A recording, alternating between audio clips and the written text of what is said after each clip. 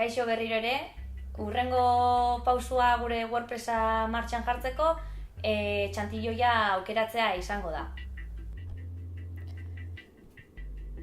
Lehenengo pausua txantilloia aukeratzeko, aurkezpena jartzen duen blokean egingo dugu klik eta bertan itxura aukerari emango diogu.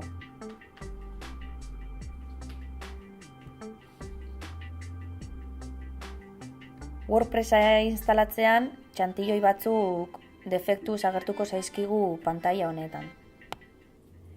Gehitu berria botoiari egiten badiogu klik, bertan txantilloi gehiago aterako zaizkigu.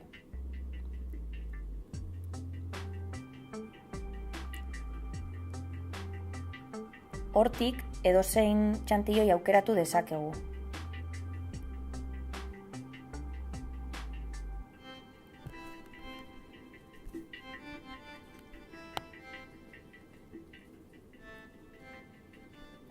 Guk hartu duguna hasieratik,